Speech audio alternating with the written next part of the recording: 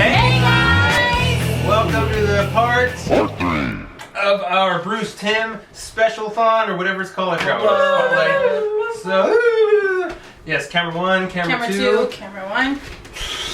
Okay, so, Wow. as we stated at the end of our previous episode, we will be focusing on Justice League.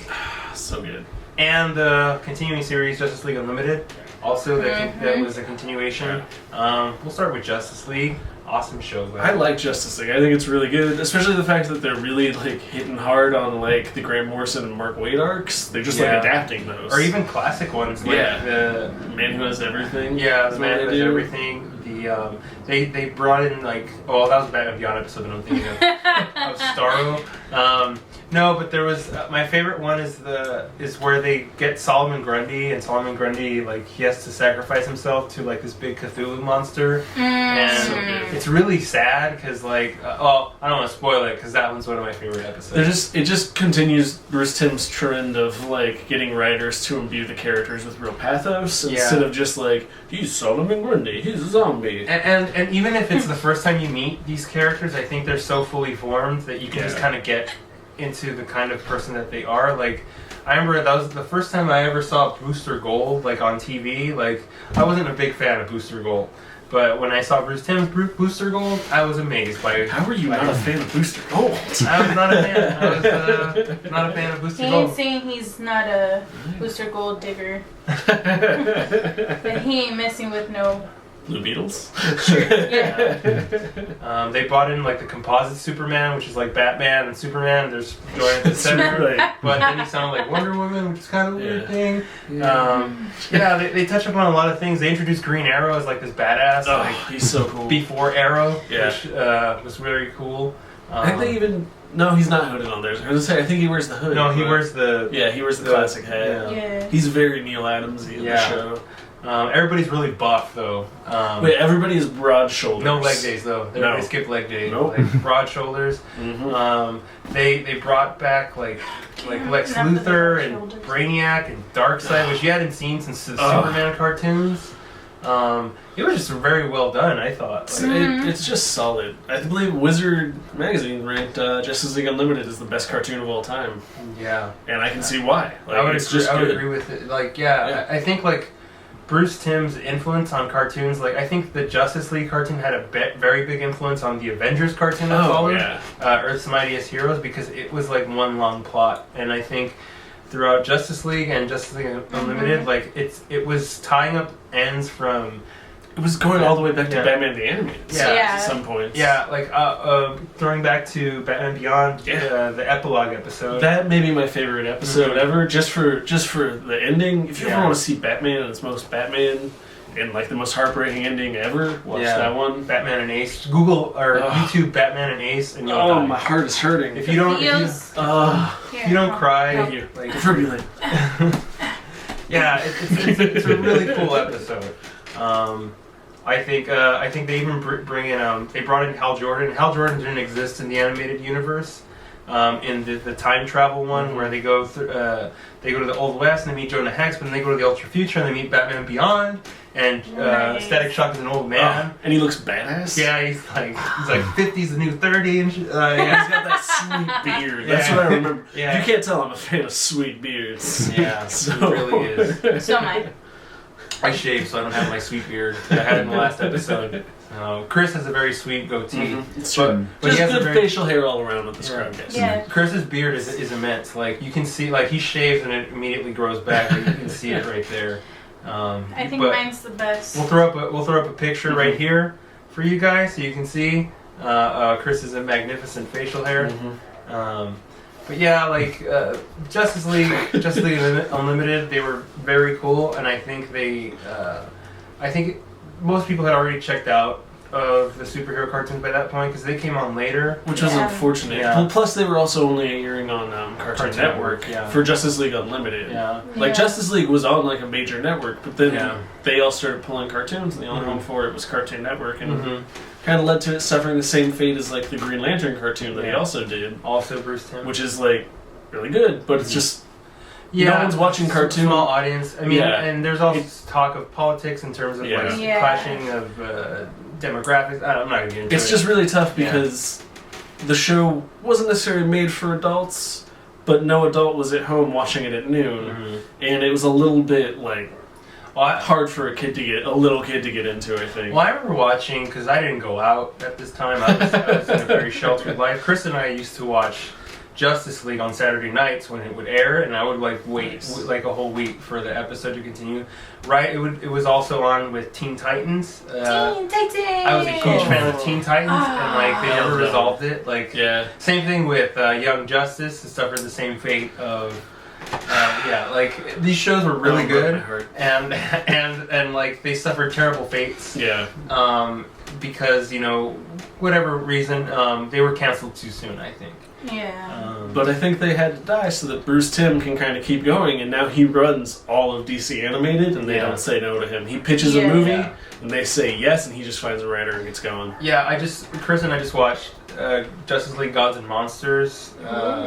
Which is like a Elseworlds Tale take of the DC Animated Universe. Nice. Very cool. I'm not going to get into it because I just watched it, but... I think my favorite is probably Under the Red Hood, that adaptation. Yeah, with Jensen Ackles as... I wanted him to Jason play Todd. Batman after that. Yeah, very good, very good. I remember there's an episode of Supernatural where there's a guy wearing an Under the Red Hood t-shirt, and you can find that picture on Tumblr, I'm sure. And it's like, but wait, if Jensen Ackles is Dean... then who voices the Red Hood in the Supernatural universe? I liked Under the Red Hood. I liked the Year One adaptations. Both parts he produced those. Yeah, those were very cool. Yeah. Batman versus Robin was a take on the Court of That Owls. one was pretty sweet. I liked that one more than unfortunately I didn't care for Batman and Son. Or Son of Batman, as they call it. I didn't see that one. It was okay. I think I was kind of I think I was still recovering over Damien's death. Yeah. I think it was too soon. Yeah. The feels. Speaking of animated movies, also the best one I think of the animated movies is The Mask of the Phantasm. Oh, so good. I owned that one. Yeah, I rented it. And I think we tried to go see it on Christmas, but we didn't go. No one would take me. I was 6. No one else was like, let's go see the Batman cartoon. It's very it's a lot darker than the cartoon. Yeah, well, you can push stuff a little harder when it's up on the big screen. Yeah, and they didn't have standards and practices to deal with. Yeah, totally. So. I mean, they didn't swear. I'm not saying that, but it was very. It was still PG, but it wasn't G anymore. It brought in the world of the Batman universe. It was really good. That was pre-Superman, but it's still oh fuck, this is amazing. I don't know, you can do that with Batman and stuff. And then they did 2 more. They did Sub-Zero, and they did Mystery of the Batwoman, which were also quite solid. Yeah, but I think my favorite one hasn't come out yet. It's going to be directed by Bruce Timm. Just announced this past Mark Hamill and Kevin Conroy are coming back as Joker and Batman respectively to do The Killing Joke. Oh my god. Yeah. Alan Moore is going to be so angry, guys. He very much is. But Killing Joke is coming out as their next direct-to-DVD movie. It's going to be so good. I'm hoping. Yeah. Fingers crossed, but I think...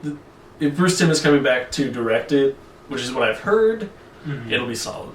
I think it's cool that would be, because I think Mark Hamill said he retired from being the Joker after the he Arkham, even stopped doing the games. Yeah, the Arkham video games, and then I think there was the recent controversy with the Batgirl cover with the references to The Killing Joke, which is understandable. It's obviously the sexual assault thing. Yeah, that was. I mean, And I'm interested to see how they deal with it because they're very good at taking the best parts of a story and either tweaking or just abandoning the worst parts. Yeah, I mean, there's no part of The Killing Joke that I dislike, but that's the part that's tough to swallow. Yeah, it's a very controversial part, and especially we're living in a more progressive world than back then. So I think they could handle it with class and taste. Yes. And I look forward to seeing how Bruce Timm does it. Yeah. I forgot to mention my other favorite Bruce directed DVD movie was All-Star Superman. Based off the All-Star Superman comic. Bringing it all back around, Dwayne McDuffie wrote it. Yeah. So, I mean, I know it's not Batman, but I have to get it in there because All-Star Superman is untouchable, and you have to. There was also the Flashpoint paradox, which was based on the Flashpoint. That one was really good. A very cool Batman moment at the end where he has a moment with the Flash about the alternate universe Thomas Wayne. I never saw the Superman and Shazam one. It's good. Yeah, I watched it. I wanted to watch it. I just never did. Yeah, there's a ton of them. So like, dig in, guys. It's all good. What's cool is that the Bruce Timm movies is they try to emulate the style of the artists. Yeah. When they do it, you only get that when an artist is running the company. Yeah. Like they did Batman Superman and McGinnis. They did Ed McGinnis style, and then they did and I think they even did the Michael Turner with Supergirl, and they emulated that. Like it was all very well done. Batman Year One. Yeah, David Mazzucchelli and Frank Miller. Also, Bryan Cranston was as Jim Gordon was amazing. Who doesn't want that? Yeah. And also, fun fact. Jim Gordon voices Batman in that it's the guy from Gotham in the OC voicing Batman. I forget his name. The guy from the OC. Yeah. That one. This guy. The handsome one. Yeah. Oh, you mean Benjamin or Seth? Benjamin. Not Adam Brody. Adam Brody. No, I used to know his name. It's Benjamin. Ben McKenzie. Thank you. There it is. Yeah. I watched the first season of Gotham, but I haven't kept up with it. I think of it as a prequel to the Batman '66 with all the batshit crazy stuff that they're going. Yeah, with the influences of Tim Burton. Yeah, but I think overall, just dig into that Bruce Timm guys. It's so good. So much fun stuff. Recommend Enjoy it. He's even written a few comics. He and Paul Dini have done them together. Yeah. Yeah. Bruce Timm, he did the recently. Mad Love. He did the comic of my button came off.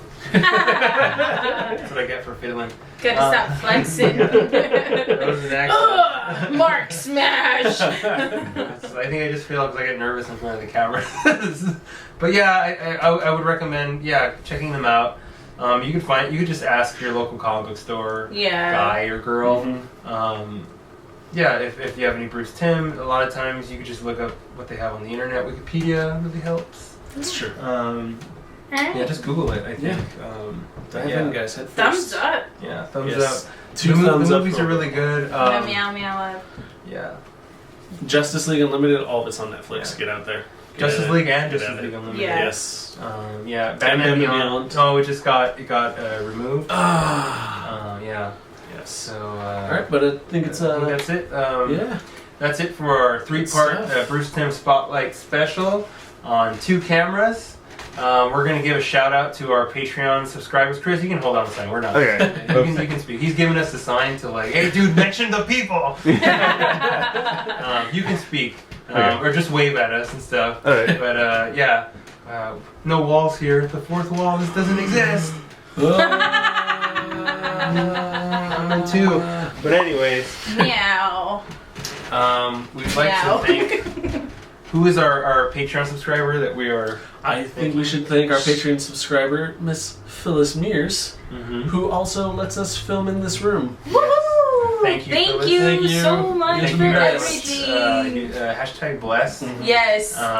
We'd like to thank you guys, our viewers, for being awesome and watching us because we're just starting out. I think camera 2 is just shut off. Probably. Yeah, because it's closed. Bye-bye. We'd like to thank Atomofox for their super Yes, rock. Yes. Look them up on SoundCloud. Good stuff. Actually, Anna from Atomofox, their bass player, and I have a super secret project coming up. Ooh. So I will keep you updated, but they'll probably know already. But you don't know if they do or not. But anyways, thank you Atomofox for the it was just her birthday, so happy birthday. So who else are we thanking? Are we butt plugging anytime? I think we have to butt plug one thing. This coming weekend, from when this video goes up, we're going to be at Long Beach Comic Con. Be sure to keep an eye out for us. Now you know how handsome we all are and beautiful. Mm-hmm. Also beautiful. Handsome. He's just so handsome. He's so handsome. He's popping up. I don't have this luscious beard. I'm just Very me. Okay. We're gonna be at Long Beach Comic Con this week. We are. So be sure to look for us and tell us the super secret word. Buttholes. If you whisper it, you get 1 sticker. If you yell it across a room and point at us, you get 2 stickers. If you can get a crowd of 100, make it rain. Just make it rain. So yeah, look for us at Long Beach Comic Con. We don't have a table because we just started this thing and we just came in too late. But we will be out there. So if you see us, if you recognize, okay. Yeah. So if you see any of us, it's okay. You can come on. Just hold it, Chris. Yeah. Just hold it. I'm gonna finish this. So if you see us at Long Beach Comic Con, be sure to say hi. We'd love to talk to you about comics, the podcast. Bring your questions. Bring your favorite books. Yeah, we'll give you stickers. Like talk to us. Like or just say hi. Or you can tell us to fuck off. I don't care. Like all of the above. Like if you feel the need to express your opinion, fucking go for it and stuff. So we're gonna end this segment by. Closing it and making it rain. These are the super sweet stickers. There's more to come. There's more to come. Super secret stickers. Stay tuned. You can get one of 3. Collect them all. Whoa, remember, guys. Pokemon cards. So this is the Graphic Ramblers ready to sign off. #too spooky for you. Too spooky.